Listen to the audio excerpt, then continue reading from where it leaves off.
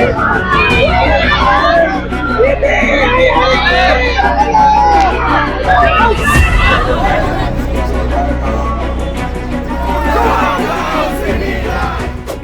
খরচা করে সাদা হাতি পোষা হচ্ছে, তারা যদি একটা ধর্ষণের ঘটনার ন্যায় বিচার না দিতে পারে, আমরা ওই অফিসে তালা লাগিয়ে চলে আসবো। দেশ টাইমে ফোন করে মমতা ব্যানার্জিকে বলেছেন গেম ইজ ওভার। অবাস্তব কথাবার্তা।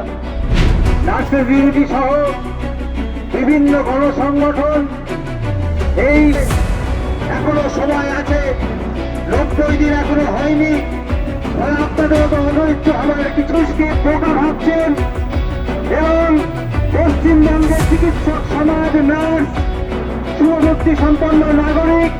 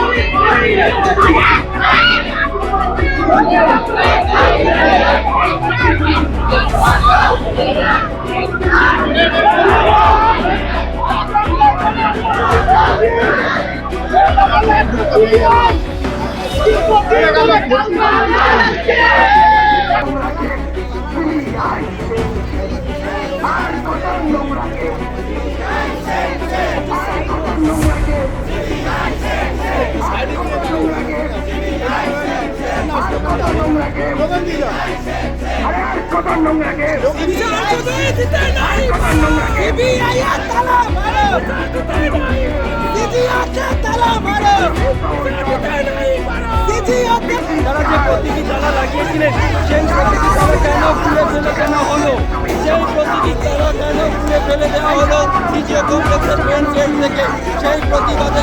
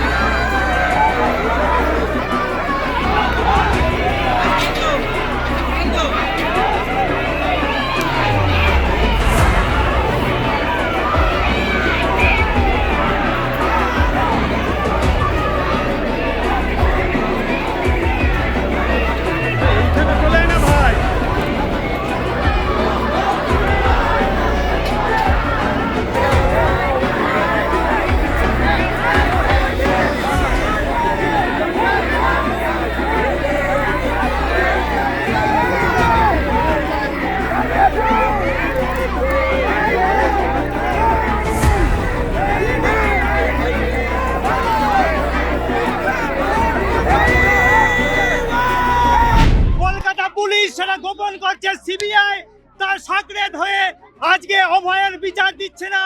আমরা যখন জুনিয়র ডাক্তার, সিনিয়র ডাক্তাররা এই সিজিও কমপ্লেক্স, অপদার্থ সিবিআই, কোরাপ্টেড সিবিআই, তাদের কাছে যখন আমরা প্রতিবাদ জানাতে এসেছি, তখন পুলিশ দিয়ে আমাদের মহিলাদের, ডাক্তারদের, নার্সদের ওপর তারা আক্রমণ করছে। এর বিরুদ্ধে আমরা ধিক্কার জানাই। এই সিবিআইকে আমরা চাই না, এই সিবিআইকে আমরা চাই। এখানে medical service centre, service doctors forum ও নার্সেস ইউনিটি এবং অন্যান্য বিভিন্ন সংগঠন মিলে আজকে আমরা এখানে এসেছি।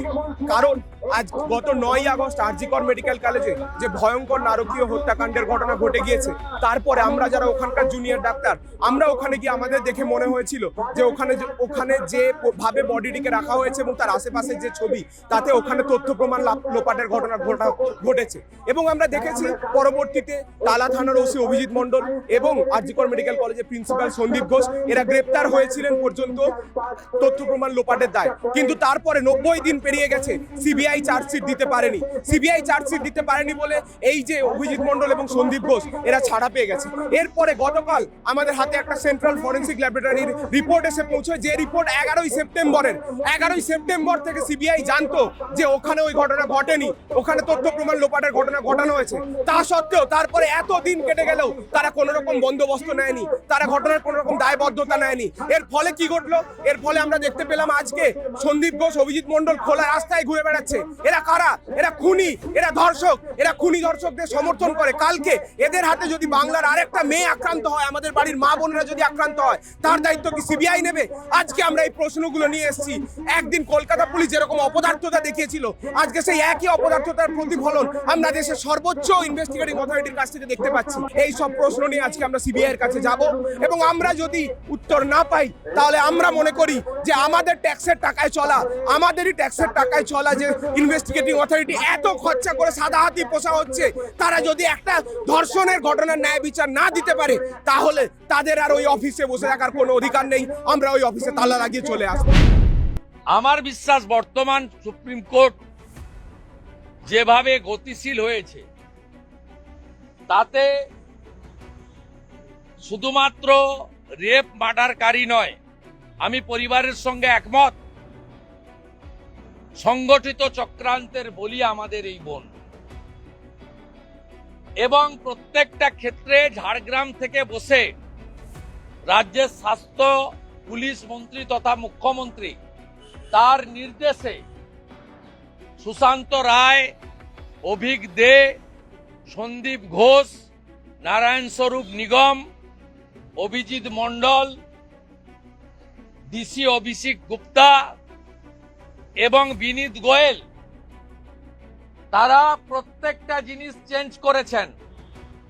ফেস টাইমে ফোন করে মমতা ব্যানার্জিকে বলেছেন game is over. Vineet Goel destroyed every evidence. এদের ভিতরে থাকতে হবে, শুধু বিনীতকে নয়, বিনীত যার কথাই করেছেন সেই মমতা ব্যানার্জিকেও সঙ্গে যেতে হবে। আজ নয় কাল, আমি যা বললাম মিলিয়ে নেবেন শুধু। পরিবার যে মামলা করেছিল, হাইকোর্ট বলেছে যে আপনি প্রধান বিচারপতির কাছে যান, কারণ সুপ্রিম কোর্টে একটা চলছে, এখানে আমি কোর্টের অবজারভেশন মন্তব্য নিয়ে বলবো না। পরিবারের সঙ্গে আছি, পরিবারের সঙ্গে আছি। উনার বাবা মা, ব্যক্তিগত লয়ারের সঙ্গে আমার ক্লোজ রিলেশন আছে। অবাস্তব কথাবার্তা, অপ্রাসঙ্গিক কথাবার্তা, এরা কাউকে কিছুই মানবে না, ঘুরে চলবে। আরজি করের ঘটনা খারাপ ঘটনা, আরজি করের ঘটনা অত্যন্ত নিন্দনীয় ঘটনা। মুখ্যমন্ত্রী কড়া ভাবে তার নিন্দা করেছেন। 24 ঘন্টার মধ্যে কলকাতা পুলিশ অ্যারেস্ট করেছে সঞ্জয় রায়কে। তা আজকে যদি এই ডাক্তারদের একাংশ, বিজেপি, বাম, অতি বাম, তারা কলকাতা পুলিশকেও মানবে না, সিবিআই কেও মানবে না, বিচার চলছে শিয়ালদা কোর্টে, মানবে না, সুপ্রিম কোর্ট মনিটর করছে এবং সেখানে সবাই বক্তব্য রাখার সুযোগ পেয়েছেন, সুপ্রিম কোর্টের অবজারভেশন সিদ্ধান্তকে মানবেন না, তো কিছুই মানবেন না। ওনাদের রাজনীতির জন্য যা যা দরকার ওনারা বলে যাবেন। এটা তো পরোক্ষে আদালতের উপর পুরোদস্তুর অনাস্থা, আদালত অবমাননার দিকে যাচ্ছেন। সুপ্রিম কোর্ট যখন মনিটর করেছে তখন তো আপনাদের পক্ষের আইনজীবী সেখানে ছিলেন, তারা তো যা যা বলার সব বলেছেন। তারপরেও সুপ্রিম কোর্ট মনে করেছেন যে তদন্ত এবং বিচার প্রক্রিয়ায় হস্তক্ষেপ করার মতো কোনো অসঙ্গতি নেই, তাই তারা হস্তক্ষেপ করেননি। এবার আপনাদের পছন্দ হয়নি বলে আপনারা যা ইচ্ছে তাই বলে যাবেন, এটা কি করে হতে পারে?